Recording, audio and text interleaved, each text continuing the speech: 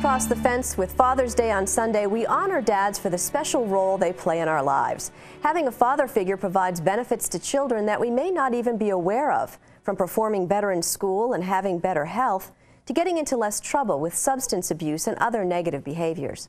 Good afternoon and thanks for joining us. I'm Judy Simpson. Father's Day is this weekend and many of us will be spending time with or remembering our fathers.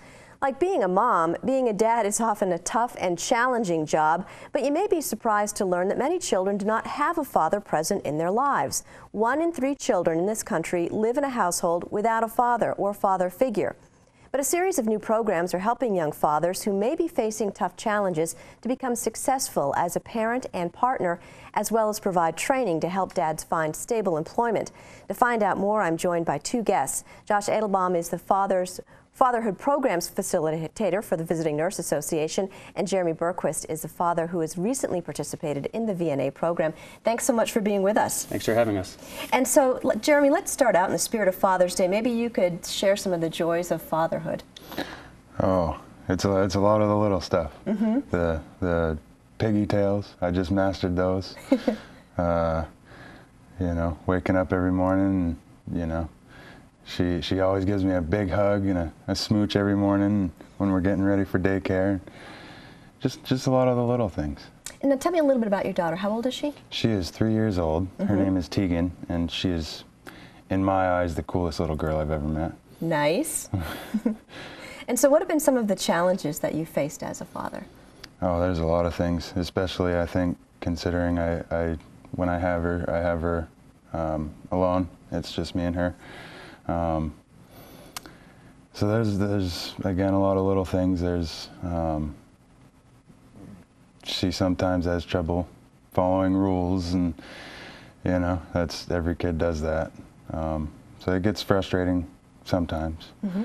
But you know, with the groups I've been through, they've helped me learn a lot of new ways of handling. So tell me a little bit about what brought you to this fatherhood program at the VNA. I actually separated from Hillary's mother. Mm-hmm. Came from St. Johnsbury. Did basically some couch surfing with Tegan. I got Reach Up. My Reach Up worker said, "I don't know if you're interested or not, but I think I heard about this really great program, and I think it would be great for you." And I said, "You know what? Let's give it a shot." And so tell me a little bit about how the program has helped you. What kinds of things did you learn? What did you do? I learned new ways of communicating with Tegan's mother, you know, ways of avoiding fights with her, ways of talking through issues that we have. And in reference to Tegan, I've learned a lot of new ways of handling problems. I know Josh said he had a pet peeve that he hates when people say "good job" to their kids. They're not dogs. Or employees. Yeah. So you know, I've been a lot more specific with praise for good things and discipline for bad things. A lot more specific. Mm-hmm. You know, that way she knows what she's doing right and what she's doing wrong. Have you seen a difference in her when you use some of these techniques? Definitely.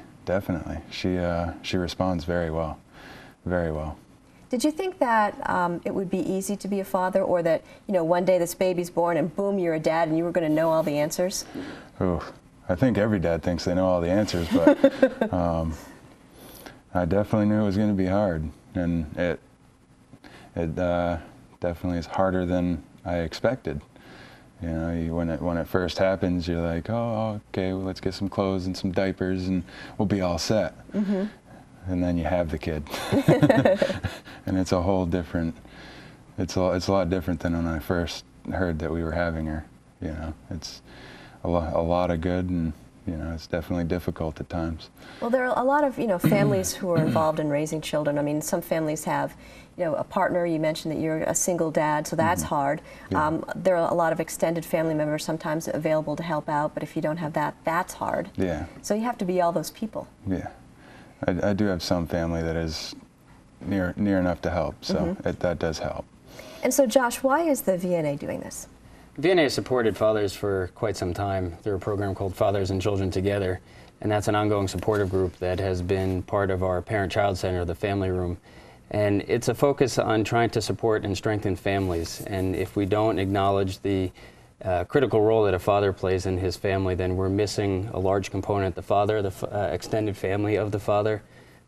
We want to be able to support families in whatever capacity that they may need, whether that's health services through the VNA or family services, parenting services that we can offer at the Family Room. Mm-hmm. And so can you tell me, you mentioned 3 programs. Can we go into a little bit of detail about the 3 different programs? Sure. So the VNA has had this Fathers and Children Together group for some time, but we are excited to offer a new grant-funded opportunity where we have a parenting education component that I offer and I facilitate through the VNA. The Howard Center has a relationship skills-based program, and Vermont Adult Learning has a program to support men in their employment services. Mm-hmm.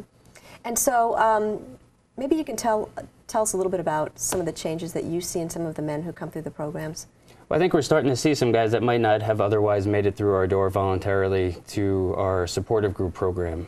So whether it's through Reach Up, through the court system, through the Department of Children and Families, we're trying to reach out to guys that have been fairly marginalized in their own roles in their own communities based on some bad decisions that they may have made in the past, but we're really trying to focus on their value as a father, not related to the decisions that they may have made in the past. Mm-hmm.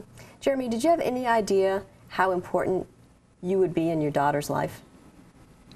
Well, I definitely knew that I was going to be a big deal for her. Mm-hmm. You know, I knew me and her were going to have a special bond, and we absolutely love each other. Mm-hmm. And so what are some of the techniques that you've learned? I know you talked about some of the language that you now use with your daughter that makes a difference. What are some of the other things that you've learned? I keep her active. You know, we try not to stay inside. That helps a lot. If you keep a kid active, they don't act out as much. Mm-hmm. Different eating habits helps. Reading an extra story at night helps.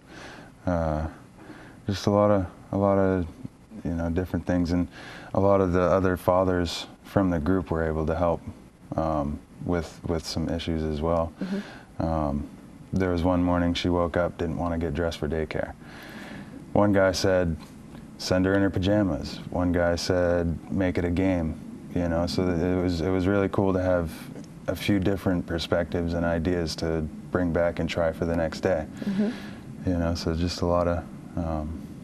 And that's the great benefit of this group process is these guys have the opportunity to share with each other. That certainly I'm helping to facilitate a conversation, but the real experience is coming from these men as they learn from each other, they share with each other. Jeremy, you're talking about the things that you've gained from this program, but Jeremy has certainly shared an extensive amount of his own experience that has been very helpful and supportive of these other men, and there's just not many places that dads have an opportunity to do that with each other. Well, I think that's true in any situation. I know a lot of times moms get together for play groups and that kind of thing and share that information, and it seems very organic, but dads don't always have that opportunity. Yeah. And we're trying to change that. You know, the grant certainly helps us, but the VNA has supported this for some time. You know, I'm a father myself. You know, I recognize the role that I play within my own family system and what my father meant to me. And I believe that is part of our mission to try to help support men who otherwise have not had services directed toward them. Mm-hmm. Are some of these men kind of surprised to learn that there are these services available and the changes that they can help with? They are. I'm getting a number of phone calls and people saying, you know, I wish this is something that I knew about years ago. Some fathers that have some young children now, but some older children from the past too, and said, I wished I had these opportunities when I was a brand new father. So there's surprise, but I think as Jeremy is you know, spending time with people in his own community, his family, his friends, and sharing information, word of mouth is really starting to spread through our community here, and people are getting the idea that fathers really make a difference, as Jeremy's shirt you know, indicates. I think fathers in past generations have been less hands-on than they are now. Do you think that there was a stigma that maybe dads aren't supposed to do these kinds of things?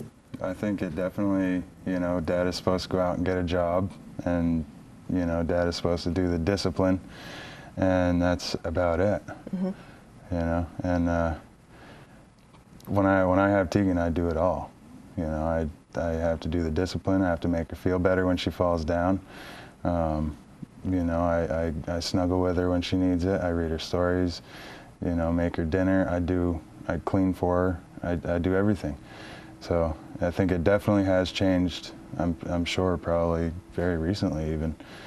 You know, a lot of fathers have that kind of stand back and do as I say, not as I, you know. Mm-hmm. They're very strict and serious, I think. I know in our family dynamic, when I went back to work just part-time and my husband all of a sudden was in charge of the two little ones, he didn't do things the same way I did. He did them his own way, but that was good too. Yeah. Different does not mean deficient. We do things differently, and there's unique value that moms and dads have. And so certainly with these programs, we're trying to highlight the value that men have, but that's certainly not to in any way diminish the value that mothers have as well. But I think, as you were stating, the pendulum has been stuck on the side of mothers being in the nurturing, more caretaking role, and we'd really like to see that center itself a little bit more through some of these programs. I wonder, what's been the reaction of your daughter's mother to how you deal with her and how you're coping? I've shared not all, but some of the information I've learned, and she seems to take it in and actually use it. You know, I'm not there to see it, but she does seem to use the information that I give her, that I've learned, which I'm really happy about. Our conversations over the phone are either they're short and sweet if we can't do it in a good place, or, you know, sometimes we have good long conversations and really, you know, work through whatever problems we're going through at that point in time. Yeah. And so your daughter's young, she's only 3, Yes. and it seems like, it's been my experience, that as soon as you think you get something down as far as a routine, or you get used to something, everything changes, the child goes through a whole nother phase. And so how are you equipped to handle that, and is that something that you can go back to the VNA and get more help with that as well? Oh, definitely. They have all kinds of programs out there to help us, you know. I could probably fill a week over there. Yeah. We'd love to have you. Yeah, and I mean, it's a lot of people in one place, so if you're having a problem, that's a lot of people to ask. And that's a lot of different points of view that, you know. Can you talk a little bit about that, Josh? Some of the programs? Yeah. And so part of my hope is that through this grant we bring in some men that might not otherwise come through our doors, but then as Jeremy was speaking to, we have a range of other services, large playgroups, parent education-based programs. We offer cooking programs and offer movement and educational opportunities through those programs as well. All of our programs are free, so we're open to anyone that's interested in coming to our 10-hour programs at the Family Room. Mothers, fathers, grandparents. We're a multicultural and multi-age program. The children we serve are all under the age of 6, so really centers around the idea of how do we parent children from their youngest ages and reduce stress. That's part of what we hope to do, is to reduce isolation and stress and provide some information and resource that really supports families at a critical time for this age group. Yeah, no, you talk about isolation and stress, you tend to feel like you're the only person going through this. And, you know, you're the only one who's dealing with this, when in fact, we all do. Yeah. How can people get access to this care? They can contact us at the VNA Family Room. And I imagine this information will be up on your website or on the show, and to be able to contact me directly related to our fatherhood program. But we have such a range of services that to check out our website, the VNA website, you can access our page there, and we'll give you a description of our services and our mission, as it is similar but somewhat different from the agency as a whole, as we are focusing really on this younger age group. But give us a call and come on down and check us out. There's nothing like coming to see the Family Room in action. Maybe you can just end us here, Jeremy, talking a little bit about briefly what your hopes are for your daughter. Oh, I hope she never starts dating. I hope she stays 3 years old forever. No, I'd like to be able to provide for her a little better than